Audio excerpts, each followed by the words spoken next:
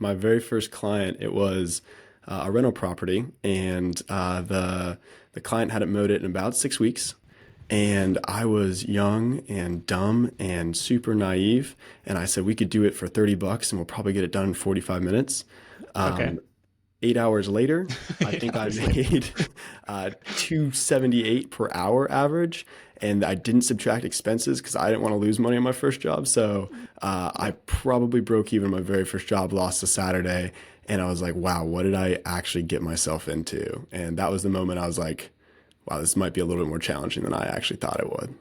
Yeah, well, good on you for getting out there, getting a yes. I don't know how many doors you had to knock on before somebody said yes to you, but somebody did. Somebody hired you, and you learned a valuable lesson. Underbid the work required. Yeah. But what happens? What happens after that? One of my best friends found out the night before I was just going to go knock on doors in my neighborhood and see if I could basically get some clients, get some lawn mowing projects. And he was like, Jack, let me come with you. And I was like, sure, two's better than one. Yeah, We both put on safety in numbers. Yeah. exactly. And we're like these little cute 13-year-old kids. So I was like, I don't know if there's two of us, I'll feel more confident, a little bit less scared when I go and knock on all these strangers' doors. So Yeah. I jumped on Canva, I remember, and I printed out a one-page homemade granola-looking little flyer that had my name, had my phone number, our email, and then our services, lawn mowing between like 20 and $30. Pet waste cleanup, I think I charged $3 for as an add-on service. Okay. And we basically printed out a bunch. And I think over the next week and a half, we knocked down about 1,000 or more houses. And Wow. we had a little cute pitch. I'd knock on the door and I'd say, hi, my name's Jack. I live in the neighborhood. And I'd get quiet. And then Nathan would go, and my name's Nathan. And then I would say, and we're like, wanting to know if you wanted any yard care services today. And then I learned, because I heard on a podcast, you're supposed to stay quiet at that point and just really listen. And Okay. typically, when you're 13, they're really nice. They're like, Uh, oh, no, we're good. I'm like, oh, well, what about when you're out of town? And they're like, oh, I didn't think of that. I'm like, yeah, well, we could just do it up until you're out of town. And it was just kind of, we got this sales pitch nailed down as we went along and just kind of grew it all organically through that process. yeah. Really refine that. What pitch is going to work after hitting 1,000 houses? Wow. Yeah, exactly. That's kind of crazy. So my question with lawn mowing and really a lot of these home care services, if that homeowner has been there for any length of time, they have a system in place. Right. They're either doing it themselves or they have a service. Mm-hmm. It seems hard to break into that, unless it's a huge pain point for them. I'm looking, we have a very tiny little lawn. It's like, well, this takes 5 minutes for me to go do. But that's kind of the question is like, what market share are you disrupting mostly? Was it people doing it themselves? Were you displacing other service providers in the area? The industry turnover rate's super, super high in all service industries. And so with us, it's basically if you show up on time, you leave ish on time, you charge the amount of price to the client that you actually said you would, and you don't show up high or drunk, you're about better than 90% of the other services. And hopefully they didn't have to worry about that with a couple no, 13-year-olds. and that's but it was the pricing, it was the timing. And so for us, kind of our entry was we started just with like a handful of clients in my neighborhood. And then it was over a 9-season period that we were getting to the point where we had worked for about 85% of all the houses in my subdivision, which was a couple hundred houses at that time. So it was cool because I'd been there for so long. I knew that Mrs. Smith was 93 years old and had 4 cats and their names were X, Y, and Z. Mm-hmm. And then this person just moved in and we had like all the real estate agents knew who we were because we do work for them. And it kind of just became like we were just the kids in the neighborhood that you would call whenever you needed an outdoor service done. But originally it was, our entry was pretty much, there's a lot of turnover. So it was like if a client moved in to the neighborhood that needed a new service or they had issues with their old service and they were looking around, word of mouth was our biggest marketing factor because we had an excellent reputation, as we still do, and that's what we really relied on over time. Yeah, that makes sense. Where show up when you say you're going to show up, do what you say you're going to do, and be around, be a part of the community. Yeah. Yeah, people feel confident making that recommendation to say, oh yeah, I've got somebody that I know and trust and like, and they'll help take care of you too. So I can definitely see how that fuels it over time. But in the early days, a lot of grassroots, a lot of knocking on doors, and a lot of rejection, I imagine as well. We had so many rejections that in the moment are super disheartening when you're 13 years old. And then you look Yeah. back and it's kind of funny and it's a hilarious story to tell. I remember I think it was the second house we ever knocked on. We knocked on this house. This lady came to the door, and I knew her son because we were in swim team together. And I Okay. remember saying, "Hey, is this something you're interested in having your lawn mowed?" I remember her looking at me and going, well, if I was going to have anyone do it, I'd have my son do it. And so my son needs to work just as much as you. And I Yeah, yeah, remember yeah. being kind of off put by that because I was like, and as a little 13-year-old, I kind of had my feelings hurt. And I remember now it's funny because it's like, it's just you realize that they're not necessarily rejecting you. It's just that it's not the right person or not the right service. And through all those little rejections, you kind of just go, oh, it is what it is. I guess it wasn't right. And you just move on. You do more houses, and then you get more clients. It's just kind of a natural, organic progression. Yeah, you develop a thick skin right away. We had people throw every excuse at me when I was knocking on doors, like, Yeah, I don't believe in cold calling. And my brother was with me. He's like, it's not like it's Jesus. yeah, It's like, but it was a lot of fun. A lot of fun stuff came out of that. So you end up signing up a bunch of clients, doing this over the course of 9 seasons, and I think that's what's interesting here is a lot of, common, teenage gig. Like, how do I make money during the summer? Like, okay, I'll go cut grass, but to take that from just a summer, little side project, maybe I have, a half dozen yards if I'm lucky, hmm to make something that's really scalable and thinking about it from the entrepreneurial standpoint of like, how do I get crews in place to go out and hmm do this? I imagine doing it yourself, starting out like most service providers, but you talk about, I guess, delivering the work and the startup costs. Like maybe you borrowed mom and dad's mower yeah. and then went from there. But what went into it in terms of the startup costs? Yeah, so when I started, I was 13, and I actually borrowed my neighbor's lawnmower that didn't have a gas cap. And so I had this little, maybe 20-year-old lawnmower that I just pushed from house to house. And then my friend had a weed whacker and a little battery powered blower. And so our startup costs were zero when we first got Yeah. started.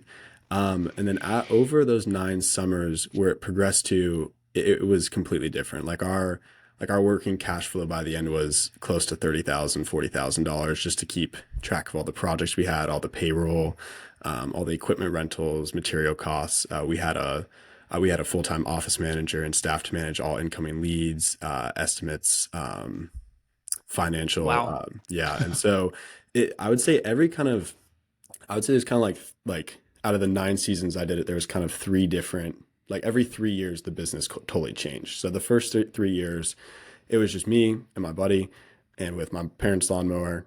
Well, honestly, that was just for the first couple months of that season. But after, it was just Yeah. some used cheap equipment that we had.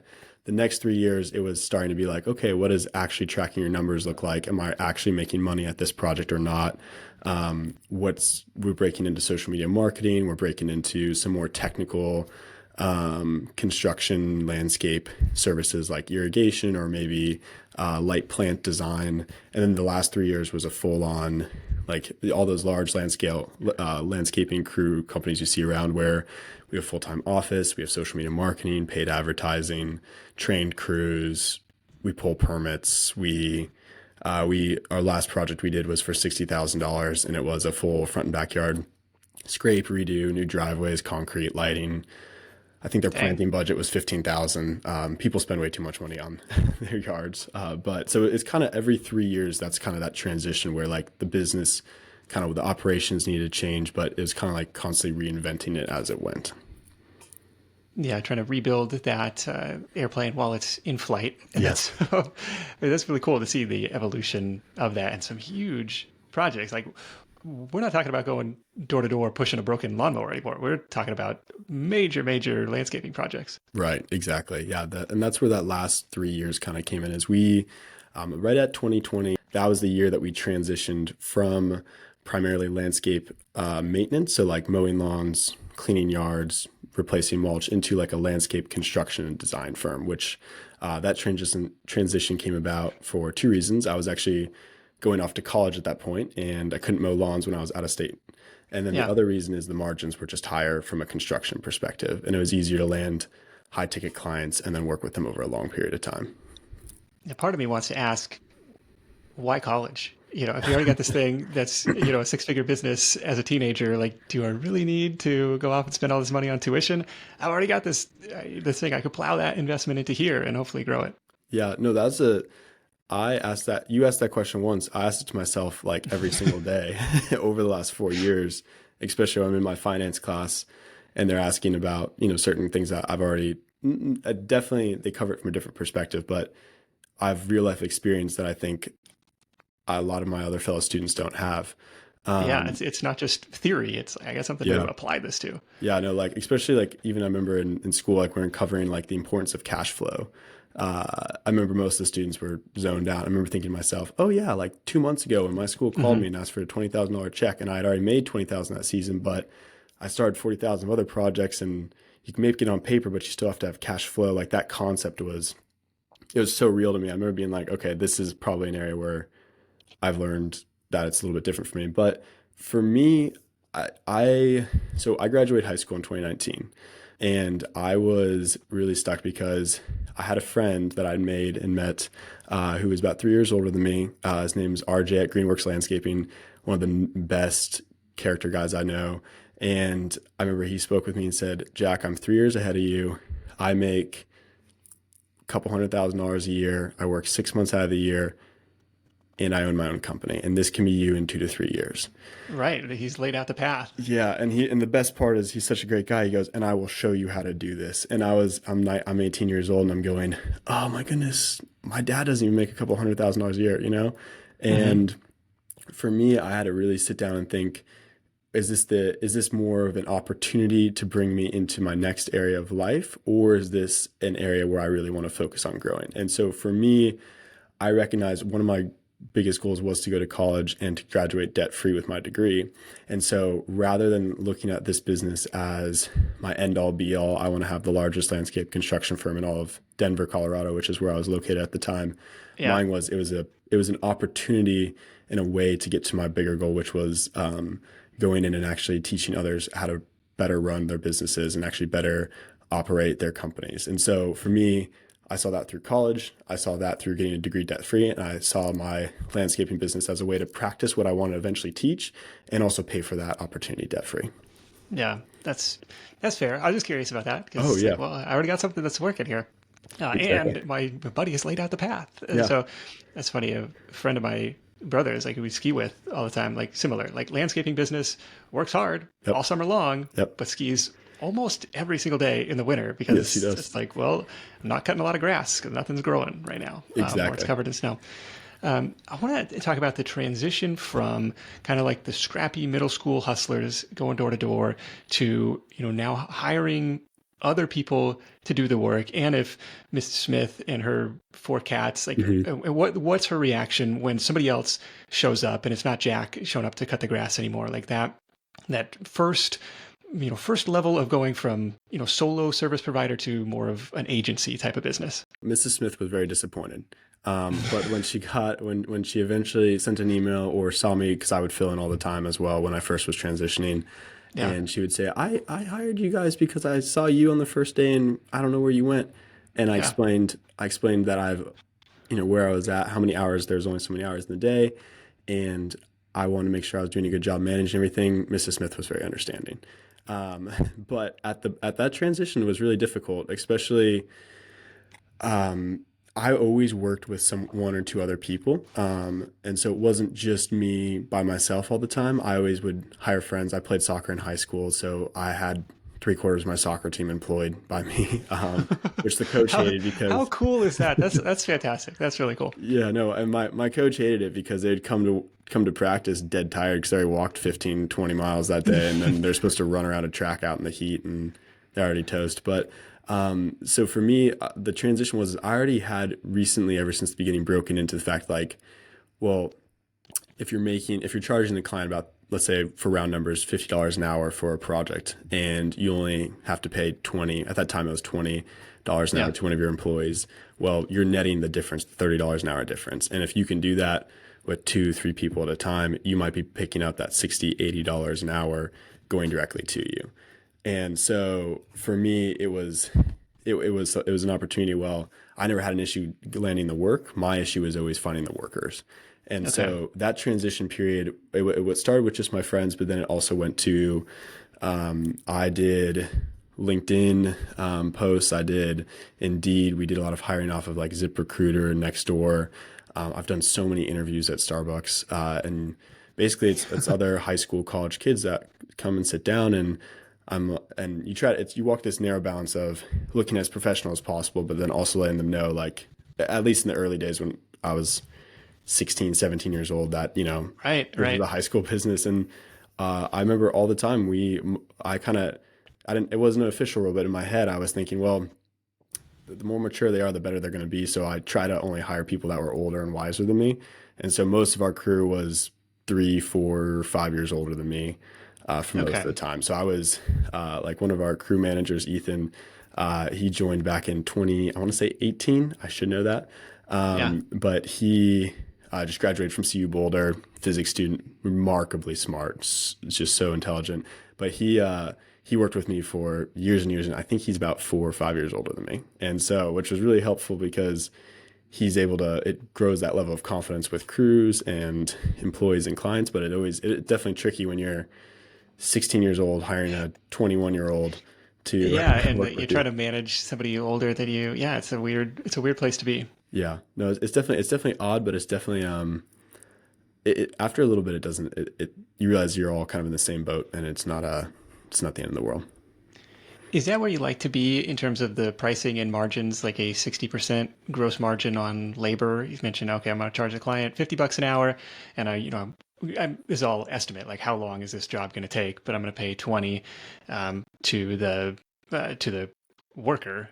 And is that typical for pricing this type of service? Yeah, so it depends. So I didn't know this going in, but what I learned over time is landscape maintenance, the margins are a little bit tighter, and landscape construction, you're going to have a little bit larger margins. So on the construction side, which is where we did all of our really detailed number tracking to make sure we're actually being profitable on every single job, we aim for a 40% margin. So let's say if you have a project you bring in for $10,000, we expect there to be, it depends from project to project, but around, we'll say, maybe $4,000 in material, another $2,000 in labor, and then you'll have about $4,000 left over in gross profit. Then from there, you still have to subtract overhead. And for us, typically it's around a 20%, somewhere between 20 and 30% net profit margin we run on the landscape construction side. Overhead in this case would be, fuel, office staff, Exactly. software stuff, marketing expense. Okay. Yeah, so all insurance is a big one for construction companies, just because we have a lot of guys out in the field doing nothing dangerous, but they work around heavy machinery, equipment, Yeah. training, Okay. and then other just it's trucks, trailers. Someone drives over something that pops a tire and it's $400, and that has to come out of somewhere. So Okay. No, that makes sense. That's helpful to know too. And I guess that's somewhat intuitive where I'm going to trade a little bit of margin on the maintenance side mhm, in exchange for, recurring week. Like it's more predictable. Like, okay, every week we're going to go and cut this lawn. It's going to be part of our regular route. And right, so it becomes simpler and probably more competitive on that side too. Like other people trying to yeah. come in and take that business from you. Yeah, no, the maintenance was fun because it was predictable. Grass started to grow in Colorado the first, second week of April, ran through the last week of October. You mow it once a week. You charge between $25 and $35. Back then, now inflation has caused everything to go more expensive, but it's really predictable. Whereas the project side, you can have a bunch of really great leads come in for 20, 30, $50,000 projects, and then it takes 3, 6 months to actually finalize all the details with the client. It's just Yeah. there's more risk, but there's a lot more reward. And if you get the more practice I got at landing those clients, that was where it was. Then the main deciding factor is just the fact I wasn't there at the beginning and end of the seasons for maintenance, so I kind of didn't have a choice. Yeah. I had to switch over, but it also turned out to be one of the best decisions we ended up making as well. Gotcha. Yeah. On the tools and technology, going back to the overhead thing, like what kind of tools are you using to manage all the different crews, like where they need to be at what time, to hold all this together and trying to do it remotely, like you said, early season, late season. Every 3 years, it totally changed. The first year was real simple. We had, I think it was the end of the third year. So we got all set up on Google Suite. So Google Suite's one of the most underpriced technology packages there are out there. It's so great for starting any sort of side hustle business.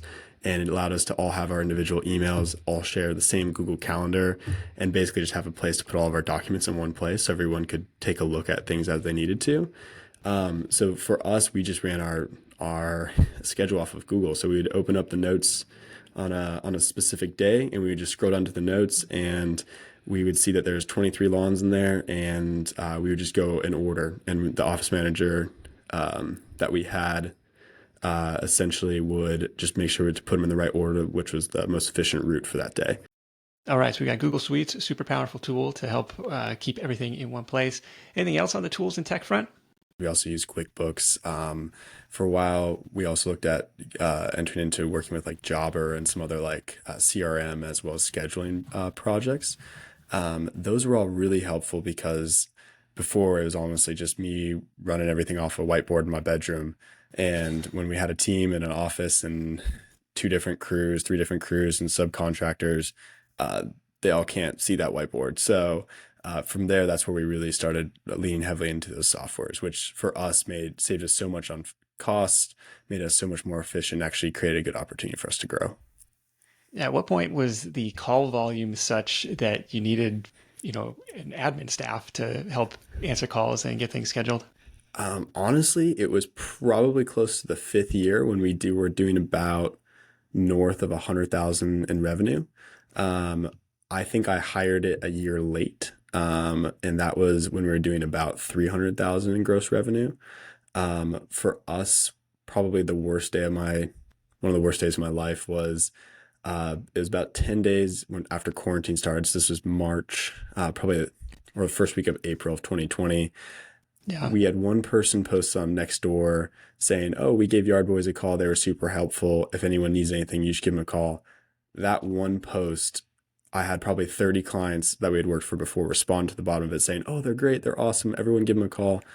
Okay. Everyone in the world was on Nextdoor in that time. And I think I got 40 calls in 24 hours. And I realized how much I was over my head. And so so I have a younger sister, her name's Evelyn. I hired Evelyn, who was 13 years old. And I said, "Evelyn, when this phone rings, you need to call, you need to answer, you need to ask for their email. And then I'm going to get you your own personal email. And then you're going to schedule an estimate to follow up with them. And we'll figure out how to best, train you along the way. But right now I can't answer 40 calls, run 2 crews, and figure out all these new clients all along the way." So that was where it was basically like as the plane was flying, that kind of like you said earlier, we were building all the processes and services as we went. Was this through Google Voice, or is this through Jobber? Like, how do you manage the phone system, or just like your personal cell phone? So I had a personal cell phone, which was one of the worst decisions of my side hustle idea. In that moment, we went to 2 phone numbers. So we had a strictly an office number, and then I got my own personal phone number back, which was one of the most Okay. stress. Like it took out so much stress from my life because it gave Yeah. another kind of barrier for clients being able to reach me. Okay. So we've got the social media, and that's great to have like customer testimonials and have that kind of go live right at the start of the season, basically. Anything else? You mentioned some paid traffic, but what else worked on social and the marketing front to get some new business in the door after the cold calling days? Honestly, it was word of mouth. That was king for us. We had a lot of also old fashioned branding. So all of our trucks, all of our employees had employee shirts. They all looked professional when they drove by. We had yard signs with these little stick on card holders. So when you're taking your dog for a walk in the neighborhood, you would see this professional crew working. You go, "Oh, we need that same thing done in our house." They'd grab a card and keep walking. We eventually, the last 2 years, got into like more of a paid social media marketing campaign. We worked with a couple other contractors in the area who were north of, they're around a couple million, if not like 5 or 10 million in gross revenue. And that's what they said they had noticed the greatest change. And so we started breaking into that. But even near the end, that was not our that wasn't our bread and butter. Our bread and butter was Nextdoor, organic lead generation, and then honestly just paying my office manager to sit there and monitor it the whole day. If any new inquiries came in, of someone saying, "Hey, does anyone have a good recommendation to redo our backyard and put in a patio?" We were the first one to comment. And then because we had such a high reputation and quality of work, typically we'd have 2 to 4 other clients we had worked for in that area also comment below us and say, "Oh, we worked with Yard Boyz and Jack, they're phenomenal. Give them a try." And the best part is that stuff stayed on there forever. So I Yeah. still get calls to my personal number right now. And that's why on my voicemail personally now it says, "If you're trying to call Yard Boyz, give this number a call," just because we have such like a long-standing relationship on Nextdoor with all those people.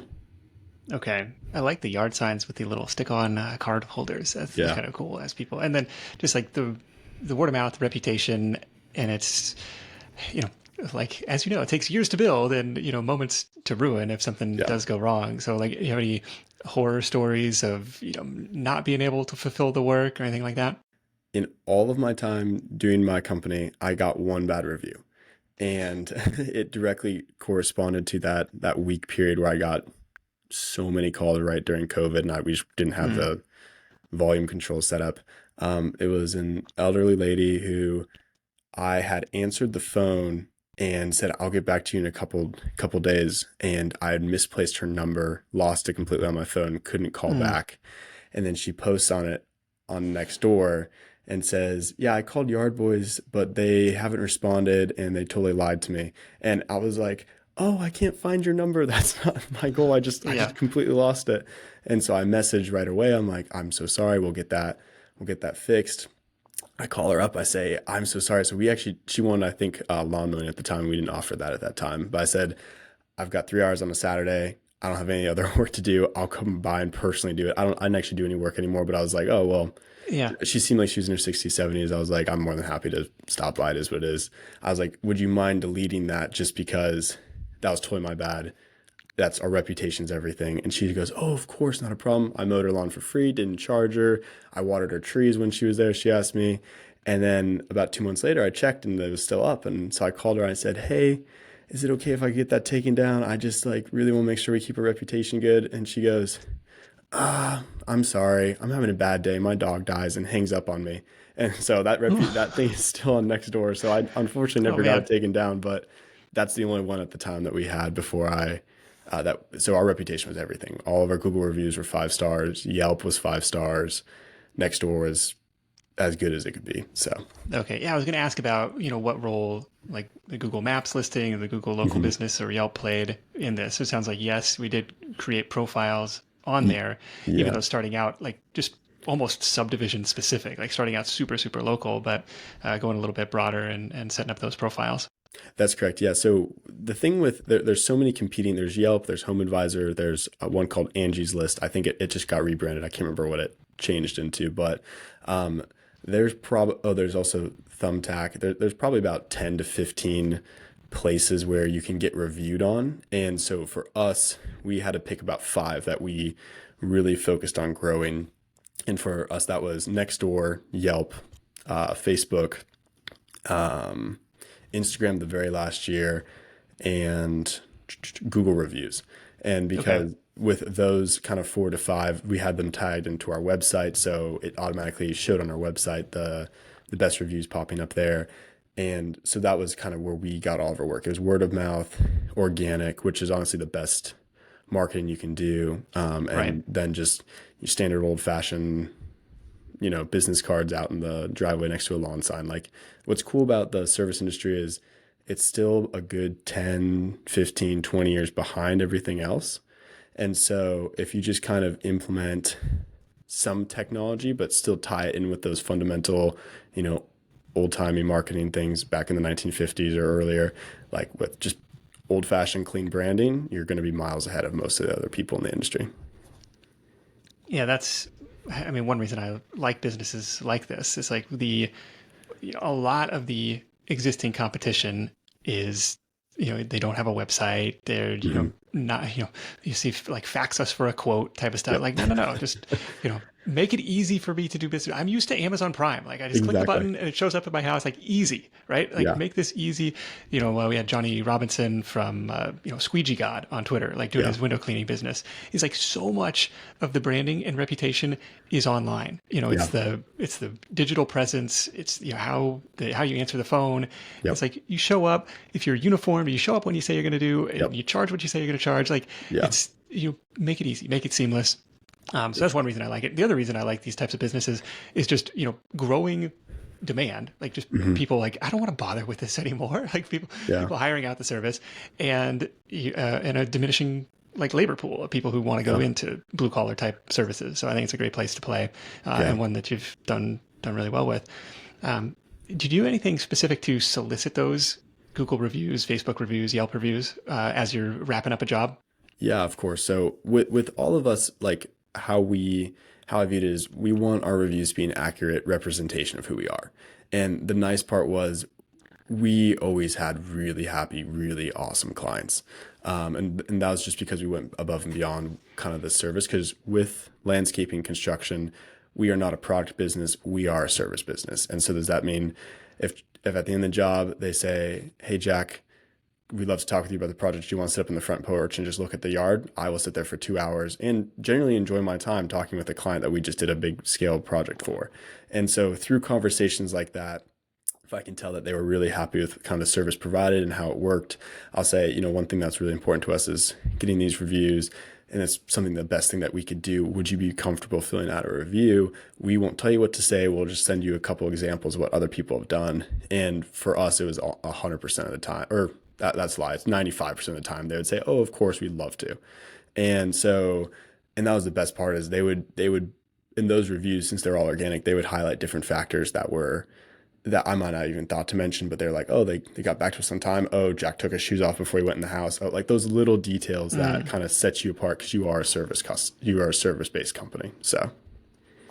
Okay. Yeah, that's kind of cool. And then it allows you to branch out, to hopefully other, nearby cities or suburbs that might be looking and I don't know, can find you in maps where it's like, oh, that was outside of our cold calling radius, but Right. they still found us. Exactly. No, and that's kind of, at least with us, it was, our reputation was everything. And that's kind of a misnomer is I think a lot of people kind of look at service industries of whether it's plumber, electrician, landscape construction company as like a lower paid, lower wage job.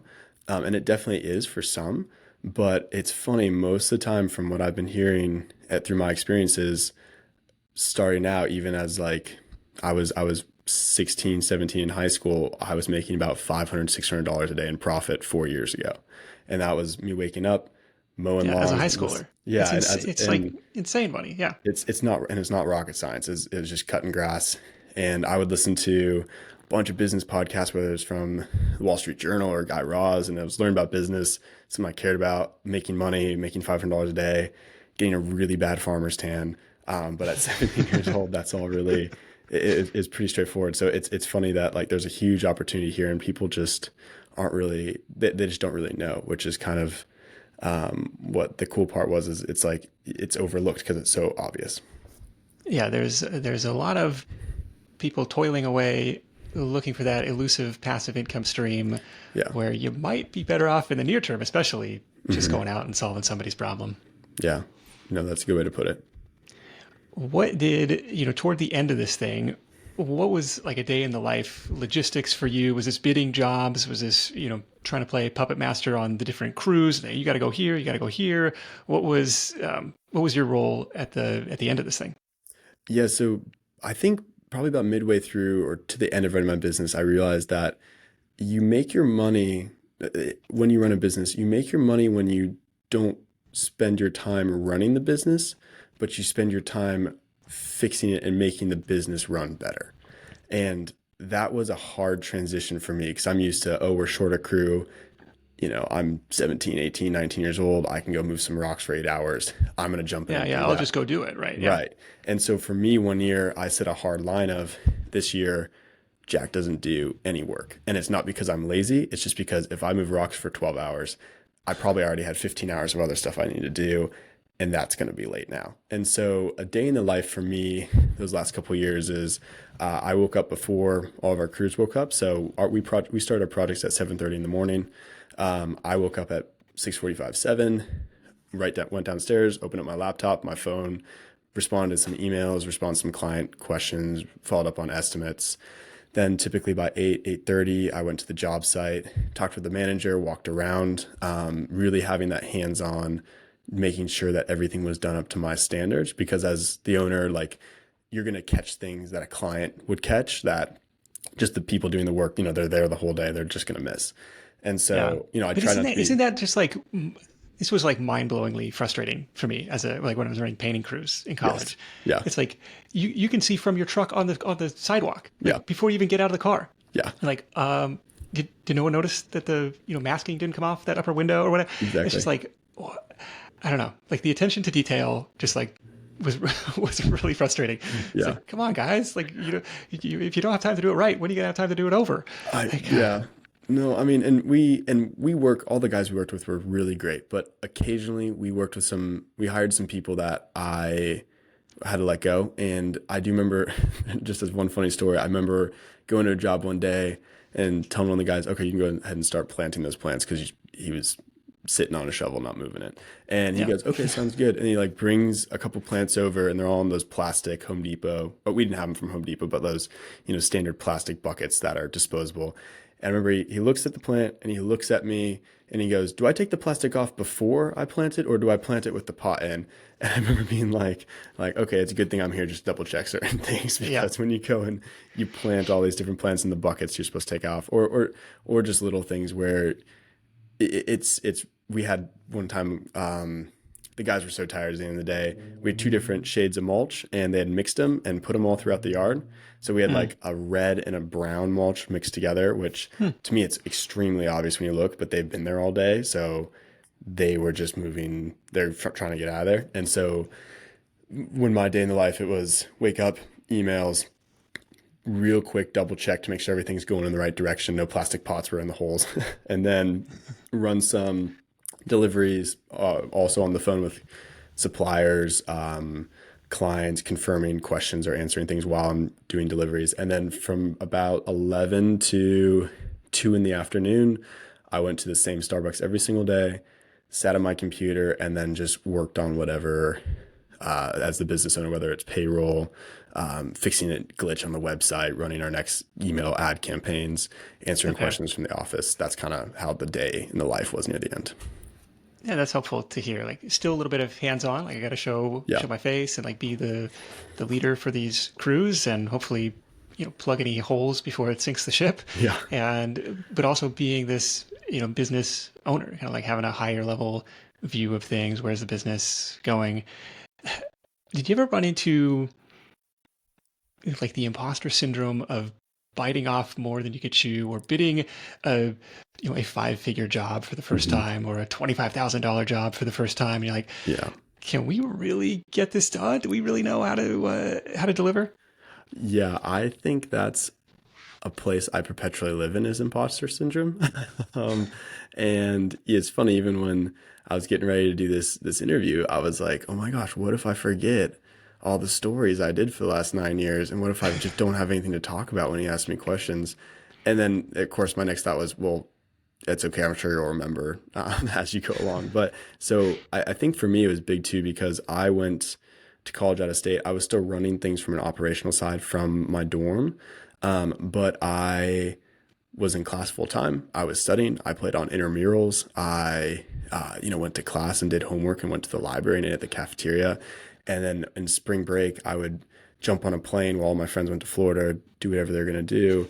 I would jump on a plane. I would do 25 estimates back to back to back, put on my Carhartt work boots and ride around my truck and estimate out a couple $100,000 of projects, and then go right back to college, and then go back to being a college kid again.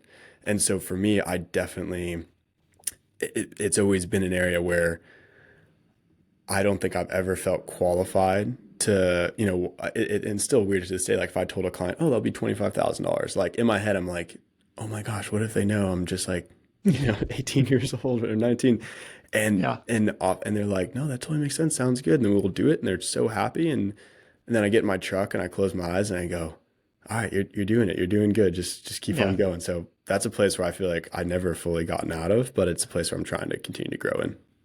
And he didn't start there. I think that's probably the important. Like he Yeah, started, doing the work for 275 an hour. Like exactly. level up over the course of. I'm like I see these big, like highway construction crews, and they're working on building like this light rail Hmm. across the I-90 bridge, and it's Hmm. like. Did they start like I'm just curious, like, or was like 4 generations ago, was this like a little handyman service Yeah. and they like slowly started bidding bigger and bigger jobs? I kind of ask myself that question, like when I see these, you know, people tackling these projects that, are probably multi-million-dollar bids. It's Yes. like, well, where did they start? Like I'm always curious the origin story Yeah. for that. So thanks for sharing the imposter syndrome. Never really goes away, No. and it's just every time like, okay, let's learn as we go. Let's deliver this and do right by the clients. I want to transition into the portion of getting out of this business or exiting this business. 'Cause I think to have an exit, a six-figure exit under your belt at this age is something that a lot of entrepreneurs will never see. I think the Hmm. stats are, most businesses, end up getting shut down rather than sold. And so I Hmm. think it's a really cool plan to say, I don't want to know if this is what I want to be doing forever, and to have set it up in such a way that somebody else could take it over. My transition kind of was two different phases. So um, in 2020, I started college for the first time. I moved from Colorado to Virginia, and we subcontracted out about 100 weekly clients that we had, and as well as fall cleanup services. So all in all, it was about 3 to 4 days work of full-time crew work. We found another reputable contractor. We had an agreement written up by my lawyer, and he signed. We agreed. And I think it was probably the end of that year after we had fulfilled that agreement. I went back through and ran the numbers, and it dawned on me that basically I had broken even for subcontracting out for those 3 or 4 months. And Hmm. so in my head, I go, okay, well, is breaking even a necessary evil? Like it gives me the increased income over the summer, but then it's a hassle in the spring and fall to manage. Is there an opportunity to essentially sell off these clients, and then that way I can just solely focus on the landscaping side, which was higher margin, which we had already done about $200,000 in that previous season for the first time we got in. And Okay. so for me, I reached out to the guy that we had sold, or that we had subcontracted to, and said, hey, we'd love to offer you to purchase these clients.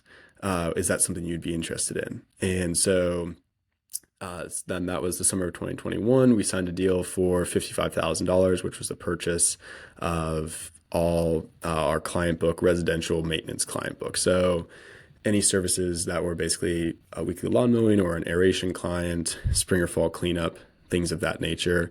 55,000 was about like 6 months or so of the net profit from running that.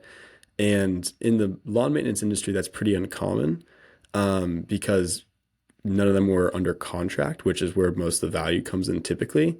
But for us, it made sense because we were trying to transition out, and they already had a really great working relationship with that new service.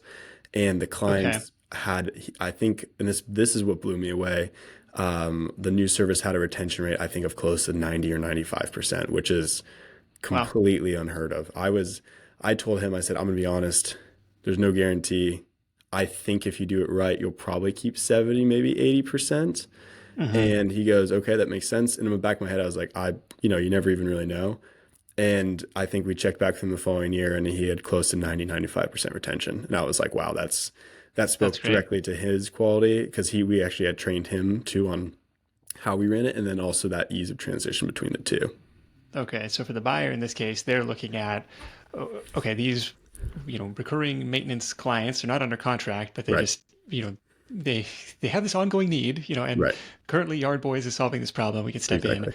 and buy that book of business and hopefully retain those clients, and you know, this is in lieu of any marketing expense to go out and get this volume of business ourselves. Like we Yeah. could shortcut that by just, buying up this volume of work. Exactly. And that's where the value came in is not that it's not that these are so precious and valuable. It's just that the time it would take to grow it. That Yeah. was a deal for them if they're able to retain it.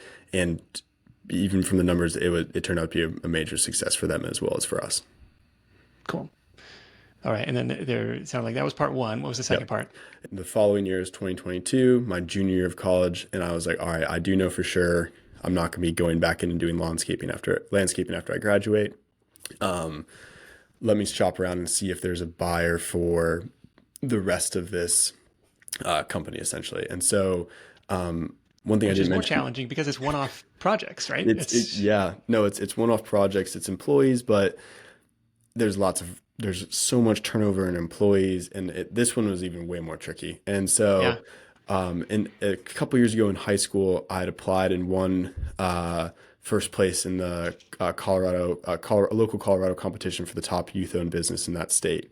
And so I called up one of my former mentors there and said, "Hey, I think I was 21 years old then. I said, I'm 21 years old. I'm trying to sell a business and I've never done this before. Do you have anyone that I could just talk to that I mean, I've already checked with my mom and my dad and got their opinion, but is there someone that I can just talk to?"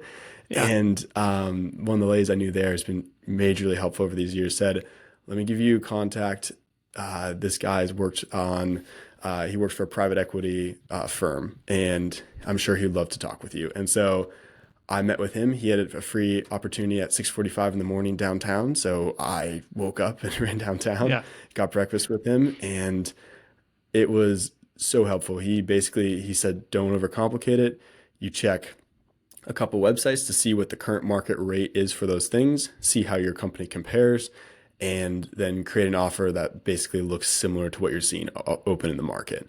And I remember walking away and going, "That's not that hard." And for his standard stuff, it's months and months and months of CFA Yeah, analyzation, due and diligence and of everything. course, I was just appreciative that he even took the time to talk to a 21-year-old kid that had a landscape construction company. So went home, ran a bunch of numbers, looked at our financials compared to what was kind of out there, and then reached out actually to the person that had bought our landscape maintenance clients and said, "Hey, essentially, would you be interested in purchasing the rest of this business and then transitioning the name as well over?" And so with him, he said for sure he wanted to get some more time to continue the maintenance side. I want to get some more time to finish running this through college. But we set up an agreement basically that it was a year and a half training program where he got to basically I had a shadow for 16, 18 months, and it allowed me to really show him what it looked like on a daily basis. And so that transition concluded in July of 2023. And from there, he took over and started running the business without me. Now, I still, in theory, you think you're done and you can pop the confetti. I definitely, since then, I've learned a bunch on what it actually looks like to do a proper transition.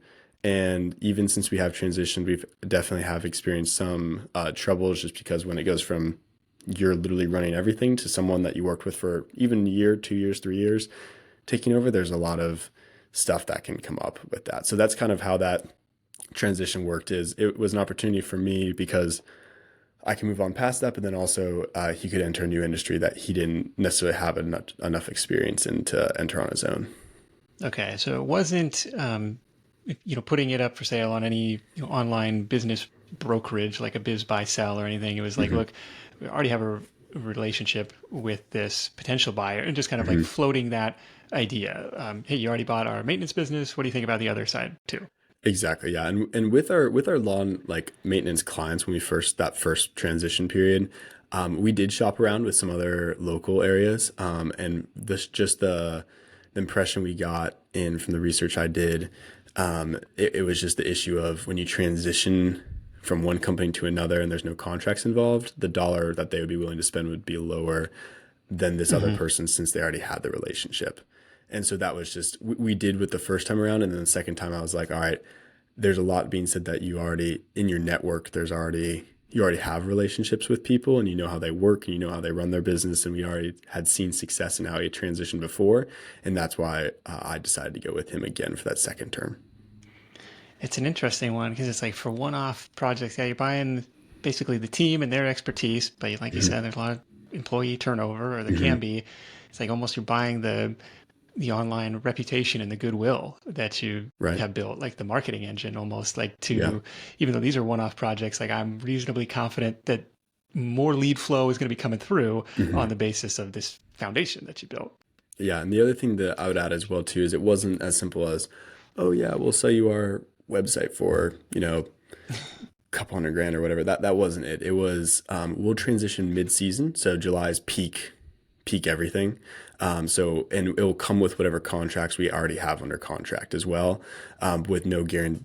With since we did the year previous, there's no guarantee. So when we actually ended up did transitioning, we transitioned over contracts, and then basically worked on training up his guys as well too. So it was, and then it's also, and this is kind of going into kind of my next endeavors is a lot of the stuff I learned along the way. It took me a total of 9 summers to basically make the wrong choice or decision. You started when you were, practically a baby. Yeah, I was a little baby. Yeah, but like you make the wrong choice, and then you do something wrong. You fix that, and then you know what the right thing is.